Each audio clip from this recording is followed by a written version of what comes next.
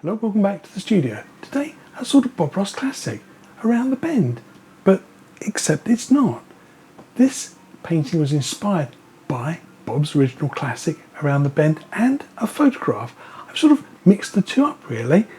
The photograph gave me the mountain, and the foreground, it's a little bit borrowed from Around the Bend, a Bob Ross classic. So, taking two elements and combining them can be really inspirational. You don't just have to stick to what's in the book. Anyway, sit back, relax, and watch me paint Around the Bend with a twist. Happy painting, people. I'm going to start my canvas with this, some black gesso and a small foam brush, just like Bob did in the original painting Around the Bend. First I want to work out where my horizon line is going to be, and it's well just under halfway. I'll start off with a few little marks, and this gives me a bit of a line to work to. It means I won't run out of position too much. I'll go a little higher at the ends and a little lower in the centre. You notice that some of the marks I make are quite faint. I take off some of the excess gesso from my brush first, and then I can do these faint ones. I'll add a little more detail to a couple of them. I want these to look like they're a little closer in the painting. Adding lots of variety at this stage lends depth and distance to your paintings, so make sure you try and add a few of these as you go, but I keep the centre section a little more open. To finish off, I just black gesso the base of the canvas and use my special art watch. I leave it to dry. Now, let's get started with some of this Bob Ross liquid white oil paint. This I keep in a small airtight container in the freezer to keep it fresh. I'm using an old 1-inch Bob Ross landscape brush, and I want to apply a very thin coat of this right down to and including the tops of those trees. Don't worry though, they're still there, they just look like they've got a layer of fog over them. We'll find them later on. Before you do anything more, check your canvas. Notice that these fingers have got a nice thin even coat, and this finger over the trees has hardly any. I'm going to reuse that brush for my first colour, but don't forget, give it a good dry clean first. There. My first colour is Prussian blue, and I'm going to tint it with a little bit of phthalo blue, but careful with the phthalo blue, it is quite strong. I want a nice clear blue sky for my painting, with a little hint of warmth. My first brush strokes are always in the top corners. If it's too dark, I would prefer it to be there rather than down close to the horizon line where it might be harder to blend out. Speaking of which, watch out for those dark corners. They can look like pandas' ears if you leave them. You'll notice I spend quite a few moments blending this sky well. I want strong top edges and a light fade down to the horizon line just above the trees. Once again, don't stop short, just let it drift out over the tops of those evergreens. Now let's have a close look at the reference photograph, particularly the areas where the arrows are pointing. You see, the base colour for this mountain isn't a very dark colour, it's lavender. This will give my mountain the appearance of some distance and maybe a little bit of haze. I start off by mixing alizarin crimson and some phthalo blue to make a nice purple colour. I add a touch of titanium white to one side and slowly blend it in. I think that's about the right sort of shade, but it's a bit too sort of purple, so I'll tone it down with a touch of black. I'm looking for a nice sort of aubergine colour. I think I'm about there. Next step is to do a little bit of planning. If you've watched any of my videos, you know that I quite like to plan my paintings out. I'm not quite so good at the gung-ho hit and hope. So let's start by doing a little sketch. I scratched the outline of the mountain with my palette knife, but if it didn't work out, it's a simple fix. Brush it out and try it again. I've positioned my mountain about a third of the way across my canvas from the right hand side. Now for one of the most important top tips of this painting. Don't use too much paint. I've got one small roll of that nice aubergine colour, and notice how I followed the outline that I scratched on to the canvas. I'm using firm pressure though. I'm not wasting paint. I'm spreading it very thinly just to stain the canvas. This is a second very small roll of paint. Look how far I get with it. I've almost completely underpainted the mountain at this stage. One tiny little roll just to finish it off. And even that I scrape out. I think more people get in trouble with their mountains by just underpainting them too heavily. Remember, this colour is only to stain the canvas. It doesn't need to be thick. I'm using a nice clean dry 1-inch Bob Ross landscape brush just to remove any last remains of the paint. But take note, all of the dark colour is at the peak of the mountain and it fades quickly above the tree line. If you can get this right, you'll find much better success when you paint Bob Ross mountains. Now, for my highlight colour, I want to use white, and this time I'm going to tint it with some red. I don't want pure white for this mountain scene. It can be too jarring, and you might think that that looks too pink, but let's try it against the mountain. As you see, it's actually whiter than it looks on the palette. Now, for my second tip, it's all about the shadow colour. Titanium white, a little of that aubergine colour, and some blue. But look, this is the holy trinity of colours for me. Highlight, shadow and the base colour. They've all got to be distinctly different. Notice here that my shadow is very different to the highlight and much lighter than the background colour. They'll all stand apart from each other. Now, a small roll of that highlight colour on my palette knife. Take note, it stands up in a bump off of the blade of the knife. If it's just smeared on, it won't come off the knife very nicely. I place the point of the knife to the peak of the mountain with very light pressure, and I let the point of the knife sort of follow the edge of the mountain shape. This is how you can do accurate mountain painting, by allowing the point of the knife to follow the outline. Now notice how high I hold the handle at the start of the stroke. High at the start, and I allow the knife to flatten as the stroke progresses to the left. There it goes, drops again. By learning to go high and drop to low, you get a nice break in the paint. Now this is something a little bit awkward I'm trying here. I want to paint this little tiny edge of my mountain by pulling out from the centre.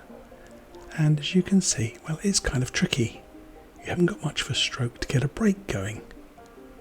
You might find that you want to come in from the outside edge and pull inward.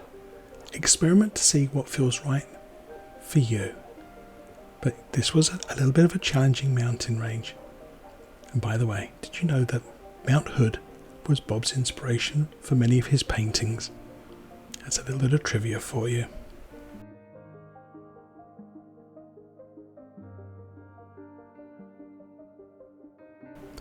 Back to my highlight colour.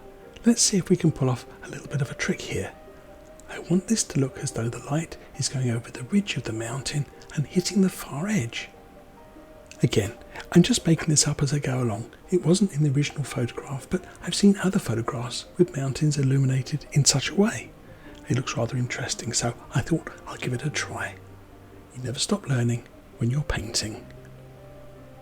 I'll use a little more shadow colour in a few of these darker areas of my mountain, but here's a neat little trick for you. If you overdo that, don't forget you've always got the original dark colour you started with, and you can go back in and break up any areas that have been over highlighted, like this edge. I just put a few little dots of colour on here and just smooth it in. An easy fix. Now for the foothills at the base of the mountain. I've got my shadow colour from the mountain. I've added a little bit of sap green into it. Again, I'm using my nice brush for this, and I want to start high on the left side and work through to the centre of my painting. I work in layers, and I try not to go back over it too much because, well, it all tends to get a little bit muddy. In the centre, I want it to be a change of direction, sort of over this ridge, so I smooth out my brush strokes, make them more of a sort of hump. On this right hand side, I want to darken the effect, so a little more sap green and a hint of black. I toned it right down. Again, do a little and stand back. Now, remember those trees we started with that we lost? Well, they're still there. And I'm just using my sky brush, the blue and liquid white brush here, and I'm just giving them a light brushing over. Here's a neat trick. I'm going to paint new trees and reveal the original trees. Watch carefully. I'm just going to go over a few of them, but notice I also add a few taller trees here, and I also wipe out some of the canvas where there wasn't a tree there at all. I'm creating highlights on trees that didn't exist. It's a neat trick for adding extra layers of detail to a painting and adding a few misty highlights to those background trees. So my painting's progressing rather well, wouldn't you say? I hope you like that little extra sneaky tip there I threw in about painting invisible trees. You just have to find them, that they're hidden in your painting. Those cotton buds are wonderful for painting with, even if they're not really trees that actually you painted. So let's press on with our painting and start working on the foreground. Time to start work on the foreground, and for this I'm going to be using some of this Bob Ross liquid clear oil paint. Again, I want to apply a very thin coat of this.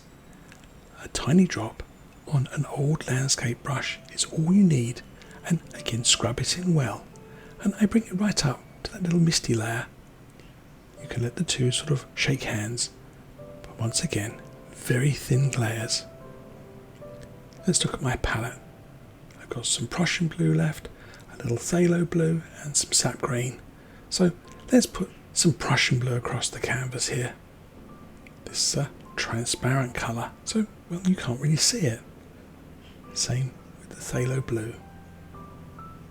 And I'll add a little touch of sap green under my trees at the top. I'll even add a little bit of phthalo green to my mix. I'm going to put this directly under my fir trees, and you can see where it touches the liquid white, it just shows up as a faint green colour. But make sure you've put enough paint on, and a sure way to test it is to use your fingertips. If your colour's not strong enough, then all the highlights from here on in will look sort of grey and uninteresting. Now let's look at our reference photograph again. I just want to paint the trees in here, and I don't really want the reflection of Mount Hood. And this highlight I might move to the other side. When you pick up a brush, it's your world, as Bob would say. Paint whatever you want. For my evergreens, I'm going to use some black, some Prussian blue, and a little bit of sap green and phthalo green. I want a nice, cool green colour to underpaint my trees, sort of an alpine blue colour. Just so you can see what I'm doing, I'm using a tiny little bit of off-white colour here, just to scratch on the waterline. Now, using a Bob Ross fan brush, I load it well, edges and corners particularly. I want to map out where my trees are going to be. I always start off with a nice centre line. I work out my spacings and gaps and make sure that they're not interfering with the background trees, or I'm not lining up things too much with the edge of the distant mountain. Either stop well below or paint right through. Now, let's start off with this little tree. Notice I hold my brush to the side with the handle a little higher. And I start off by just pressing with the corner of the brush. The higher you hold the brush, the more of a sort of smile you get with those branches. Also notice that I don't flip from corner to corner. I use one corner, and if I need to, I'll turn the brush around in my fingers, but I always hold it on the same corner. This little tree, I'm just going to do the centre line first. Just lots of little touches and lots of little smiles down the centre line.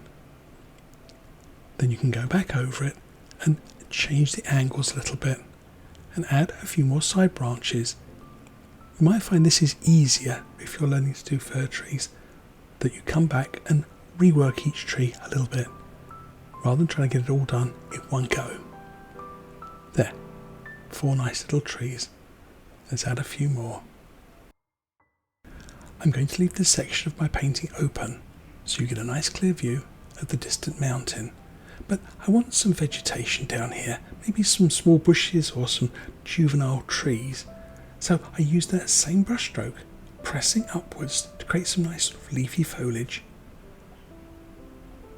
It's an easy technique to practice at this stage because you're just painting dark on dark, which, well, it doesn't make for very interesting filming, but I'll do my best. I'm reusing my old 1-inch brush here to texture my canvas with some more of that green colour. I know you can't see it, but this is very important that your canvas has a nice thin layer of textured paint. You'll see why in a moment. I'm going to make a nice marble mix. Dark sienna, Van Dyke brown, a touch of white and some yellow ochre. Notice how I split the two dark colours up with a highlight through the centre. I find it gives me a much nicer marble mix, otherwise the darks all tend to run into each other first. I take a little of this colour and I mark the centre line of my trees. I want this to look like a nice tree trunk, but again not too bright, and just a touch here and there. When we highlight it, that will sink into the background a little bit. I've switched to a nice clean fan brush for this stage, and I've put a little bit of sap green and phthalo green into some of my Indian yellow, and I'm going to add just a touch of titanium white. Just a little though, not too much. I want this colour to be not too bright. You'll notice there's no cad yellow on my palette. I'm avoiding that colour for this painting. I want it to look more sort of like fall. Cad yellow is more of a spring colour. Notice how I load that paint onto the edge of my fan brush, and the light coming from the left hand side, that's the side of my tree, I highlight first. Again, I highlight probably 1/3 of my tree, and I allow a lot of it to stay dark. As I run out of paint, I'll do the centre and right hand side, the shadow side of my tree. Get used to highlighting your tree in a specific order, and you'll find you paint consistently good trees.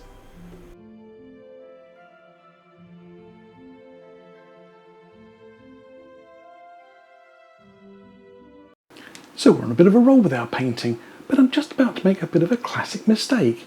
It involves highlighting, and I think this is something you should make special note of. It's so easy to get into a little problem. See if you can guess what I'm doing wrong before I start to fix it. And watch all the way through, because you'll see all the steps I take to make sure I don't get myself in a bigger mess.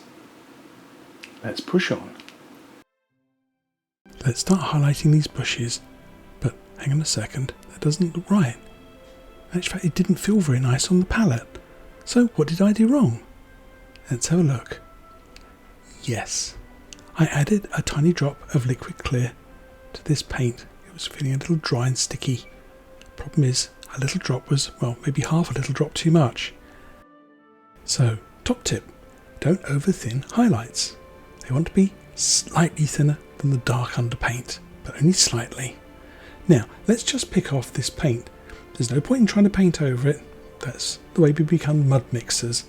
I'll just remove the worst of it with my palette knife and then use my fan brush just to redarken the area.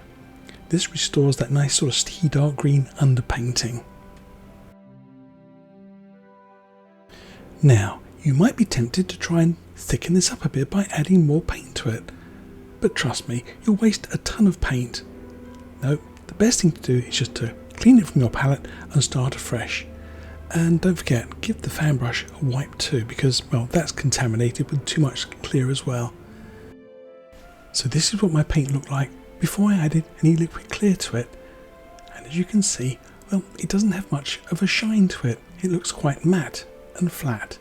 So let's add a tiny speck of liquid clear, but see, it's only just a tiny touch. Almost nothing. But look at the effect it has on my paint. It thins it completely and it turns it into a nice sort of buttery consistency, but not a load of slop. I'll add a little bit of titanium white to it just to firm it up again slightly. And again, I load the edge of my fan brush by pushing into the paint. Look at the difference. Now I can add those fine details to these bushes, some delicate highlights rather than those big blobs of paint. It really is as simple as that. Knowing just how thick or how thin your paint is will make a huge difference to the way your paint works. Now to paint some little grassy banks, I've got a nice 1-inch brush for this. It's quite a new one, so soft and springy is the order of the day.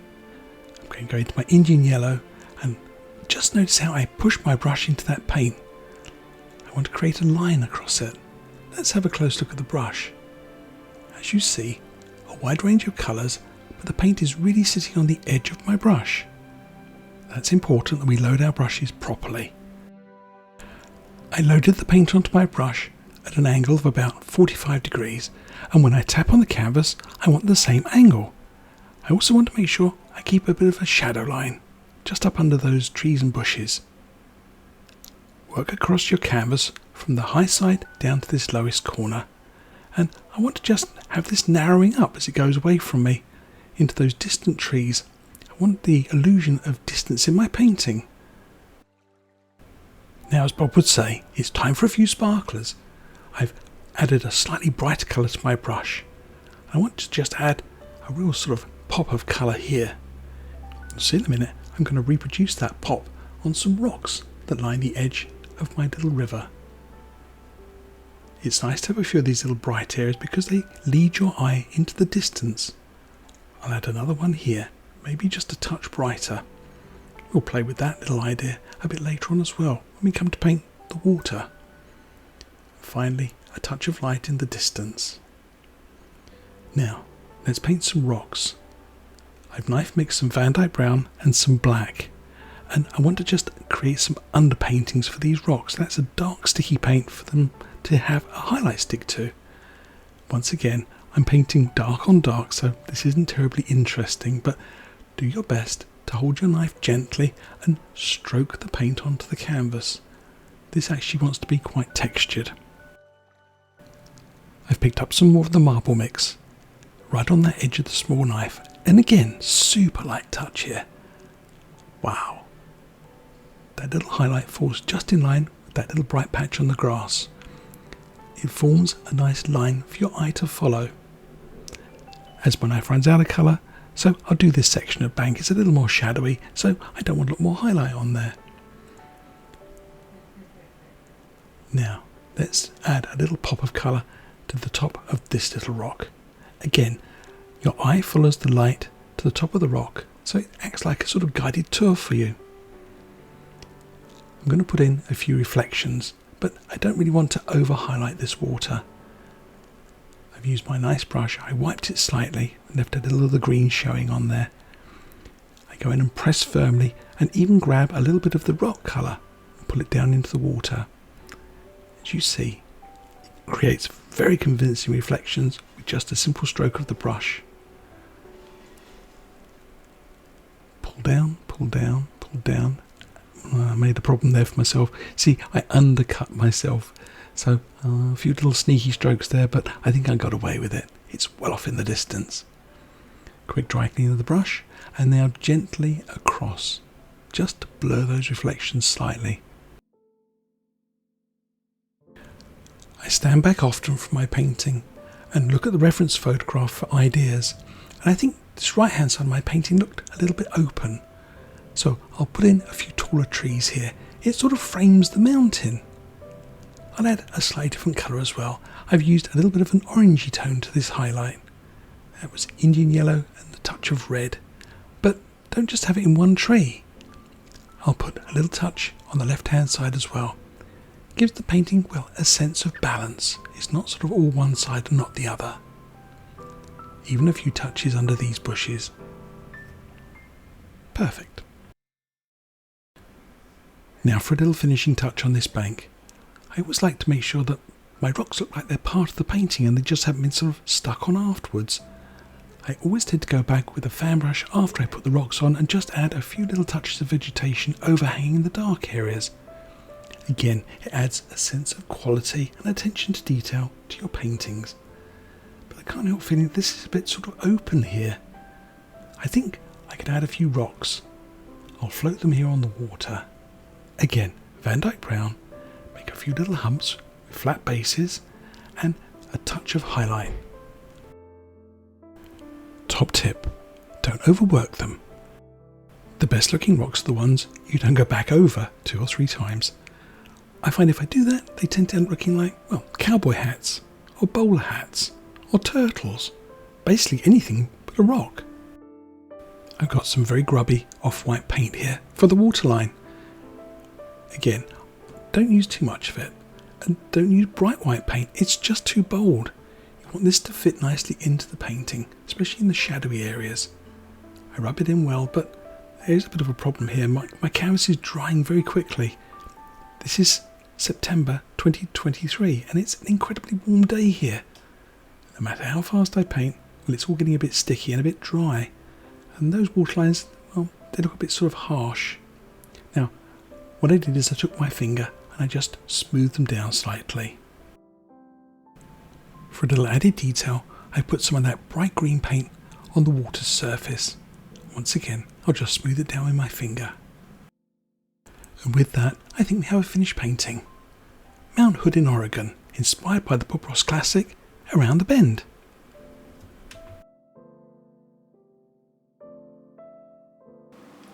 So there you have it. Bob's favourite mountain, Mount Hood in Oregon, and a bit of a mix-up with Around the Bend, a Bob Ross classic. But if you've enjoyed watching this, stay tuned. There's another lovely video coming right along for you. Happy painting, people.